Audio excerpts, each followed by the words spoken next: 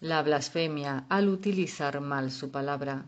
Hace 2 o 3 décadas, las doctrinas de la infalibilidad bíblica, la creencia en que toda la Biblia es la palabra de Dios sin error, era un asunto muy importante. Con toda certeza, era una blasfemia decir que Dios no había dicho algo cuando sí lo había hecho, o decir que sí cuando en realidad no era cierto. Hoy el mayor desafío de los evangélicos es el de la hermenéutica, el entendimiento e interpretación correctos de la Biblia. Uno de los ataques que los críticos dirigen a los evangélicos es que declaramos creer en la Biblia como la revelación de Dios y a continuación nos disponemos a interpretarla de acuerdo a nuestras nociones preconcebidas, nuestro contexto cultural o el intento de ser políticamente correctos. En mayor o menor medida, todos podemos ser culpables de esto. Este no es el lugar para tratar el asunto con detenimiento, pero es un campo muy amplio que está ahí. Lo que es preocupante es la manera como los evangélicos seleccionan unos cuantos pasajes para demostrar lo que es contrario al espíritu general de la Escritura, rechazar lo que no les gusta, ya sea como condicionado culturalmente o como fragmento que en realidad no forma parte de la Escritura, y hacer suposiciones infundadas sobre textos en concreto. Algunos interpretan principalmente el Evangelio en términos de salud, riqueza y felicidad, y creen que basta con imaginar o conceptualizar lo que se nos antoje y se nos dará lo que pidamos. Nómbralo y lo tendrás. Han elegido algunos versículos fuera de contexto de la Biblia para dar una imagen falsa y grotesca de la revelación de Dios. Otros han intentado justificar recientemente las conductas homosexuales, forzando una nueva interpretación de las claras enseñanzas de Levítico 18:22 y 1 Corintios 6:9, y con suposiciones infundadas como que David y Jonatán mantenían relaciones homoeróticas, o que el sirviente del centurión, Mateo 8:5-13, era un esclavo homosexual. De manera similar, en lo referente al papel de la mujer en el liderazgo y ministerio de la Iglesia, algunos evangélicos han sugerido que 1 Corintios 13:34 en realidad no es parte de la carta original de Pablo, pero las evidencias que esgrimen son tan débiles que no las aplicarían de la misma manera a ningún otro texto de la Biblia. El debate actual de si el infierno es para siempre o no ha generado una aglomeración de extrañas reinterpretaciones de palabras y frases cuyo significado muy pocas veces había sido puesto en duda a lo largo de la historia de la erudición evangélica. Se podría decir más, pero aquí la hermenéutica no es nuestro tema. El punto principal es el siguiente. Puede que todos erremos en nuestra comprensión de pasajes y versículos concretos de la Biblia, pero si quebrantamos principios de interpretación aceptados para forzar nuestra preferencia en un pasaje, estamos utilizando mal su palabra y su nombre, por tanto. Estamos afirmando, esto es lo que dice el Señor, cuando es obvio que Él no lo dijo.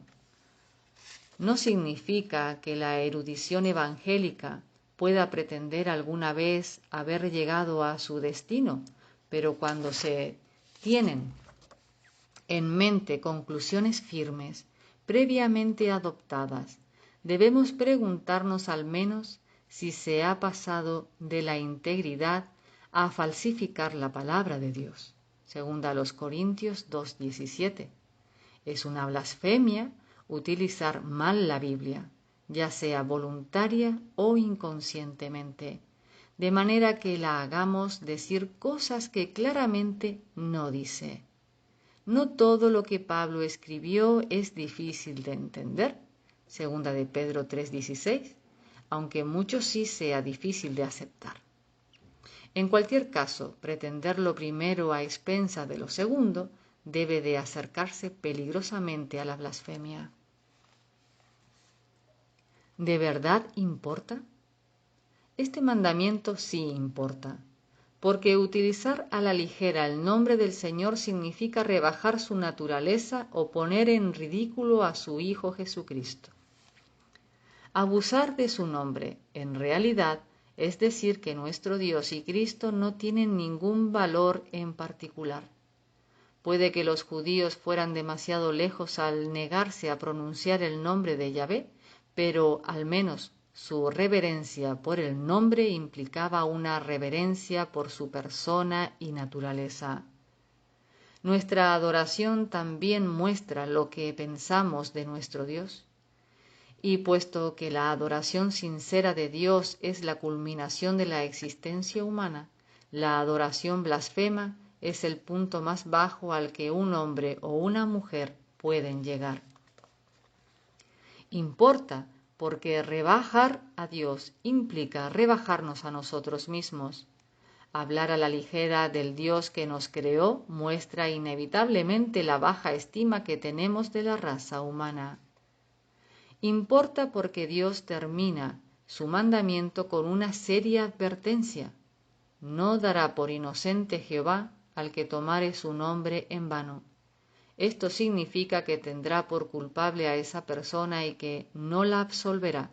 El pecado imperdonable al que Cristo se refirió fue la blasfemia contra el Espíritu. Mateo 12:31. Los fariseos estaban atribuyendo las obras de Cristo al propio diablo. Versículo 24. Pero más que esto, estaban afirmando que la naturaleza de Cristo era poco más que diabólica. La naturaleza imperdonable de este pecado se encuentra en la indisposición o la incapacidad para dar el nombre de Cristo el honor que se merece. Puede que neguemos este honor deliberadamente a través del descuido o de la ignorancia, pero negar el honor de su nombre, de cualquier forma que se haga y, por tanto, utilizar su nombre de forma vana, es un pecado del que Dios no nos absolverá. Si alguien piensa que el nivel se está poniendo imposible, eso es precisamente lo que buscan los 10 mandamientos. Muestran la naturaleza del Dios que adoramos, y esto debería ser motivo suficiente para hacernos temblar ante Él y llevarnos a la cruz de Cristo para obtener el perdón. Utilizar su nombre. Debido a que, como hemos visto, el nombre del Señor no se refiere simplemente a un conjunto de letras hebreas, sino a toda la naturaleza que representan, la frase incluye los distintos nombres que se utilizan para describir al Dios Trino, el Padre, el Hijo y el Espíritu Santo, y pretende salvaguardar el nombre de cada miembro de la Trinidad. Como en todos los mandamientos, hay un aspecto positivo en esta advertencia de utilizar el nombre de Dios descuidadamente. Si se nos advierte de no utilizar erróneamente el nombre del Señor, es porque también se nos está advirtiendo, se nos está invitando a utilizarlo. El nombre de nuestro Dios y Salvador es un nombre poderoso. Es el nombre de Cristo el que nos abre las puertas a la presencia de Dios a través de la oración, Romanos 5:2. Y probablemente ese sea nuestro mayor privilegio en la tierra. Es el mismo nombre que nos da la confianza para pedir en oración y creer que se nos dará. Juan 15:16. Pedro utilizó el poderoso nombre de Cristo para sanar al cojo de la puerta hermosa. No tengo plata ni oro, pero lo que tengo te doy. En el nombre de Jesucristo de Nazaret, levántate y anda. Hechos 3:6. Pero este nombre no es una fórmula mágica que utilizar sin un conocimiento personal del Salvador, sin un cuidadoso respeto a su santidad.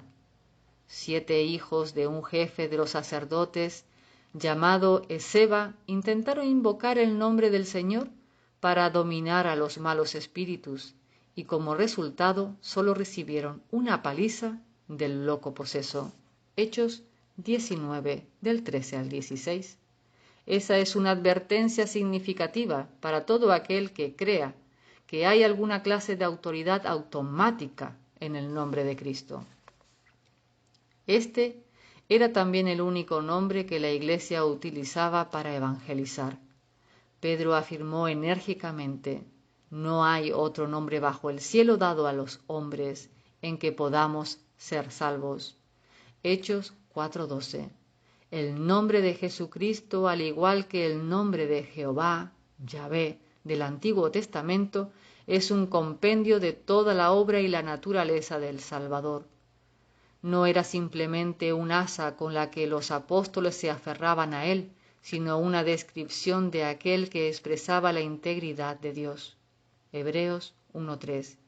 Y que vino a cumplir la promesa que se dio en primer lugar en Génesis 3:15.